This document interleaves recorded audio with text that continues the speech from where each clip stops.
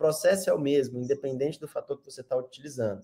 Quando ele coloca ali da seleção de ferramentas, é porque quando a gente vai para os fatores psicossociais, uma dúvida que é muito comum é a seguinte: cara, mas eu preciso aplicar questionários aos trabalhadores, né? E qual questionário que eu vou escolher? Qual ferramenta de questionário que eu vou escolher para aplicar para os trabalhadores? E o próprio guia solucionou essa dúvida, que é uma coisa que a gente já vinha falando desde o início. Cara, não é o questionário que determina a tua avaliação de riscos, né? A norma determina, sim, que você precisa ouvir os trabalhadores. Você precisa ouvir os trabalhadores no processo de identificação de perigos e avaliação de riscos, e você precisa ouvir os trabalhadores na hora de propor as medidas de prevenção e controle. Só que isso vale para todos os fatores de risco, não só para os psicossociais. Entende? Então, de fato, não há... E aí é importante a gente separar também, tá, Wesley?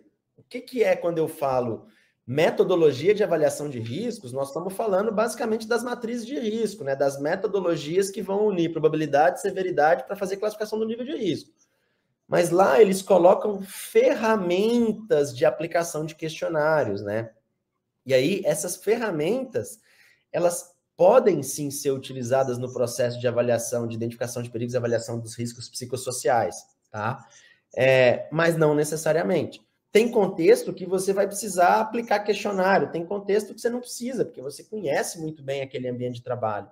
Então, é importante que no processo de identificação de perigos e avaliação de riscos, o avaliador, ele conheça o processo da empresa, ele se prepare para entender a organização e a estrutura da empresa, ele conheça os procedimentos, as medidas de prevenção e controle que já existem, tá? E ele também escute os trabalhadores. Essa escuta pode ser qualitativa ou pode ser, eventualmente, quantitativa, né? Ou semi-quantitativa, quando você aplica questionários, gera uma base de dados e trata essa base de dados e analisa os resultados posteriormente. Então, se você escolher aplicar alguma ferramenta específica, como um questionário, por exemplo, que é de muita valia, mas que não é necessariamente obrigatório você fazer isso, mas se você escolher aplicar um questionário, é importante que o avaliador, aquele que está realizando a avaliação econômica preliminar e que está elaborando o PGR, ele compreenda que não é somente o resultado do questionário que vai determinar o que ele vai colocar no PGR. Você precisa trazer a visão do avaliador.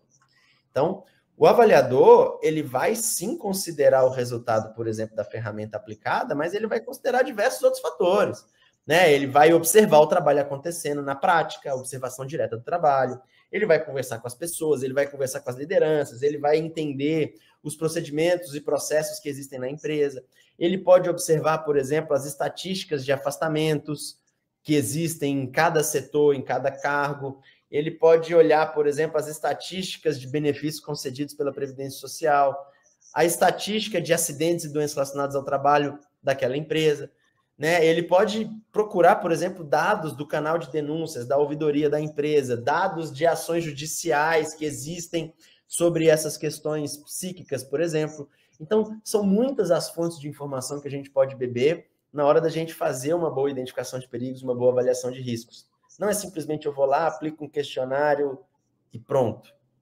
Né? Agora, obviamente, se você vai buscar um questionário para ser aplicado, você pode, inclusive, desenvolver o seu próprio questionário, publicar artigos nesse sentido, né? Não há um questionário pré-definido, mas se você for escolher um questionário, aí é onde o guia fala, se você for escolher uma ferramenta, um questionário específico, é importante você entender o que tipo de validação científica, né, que existe dentro daquela ferramenta, naquele contexto daquela ferramenta. Mas o próprio guia coloca que a própria utilização de uma ferramenta específica não é algo obrigatório, né?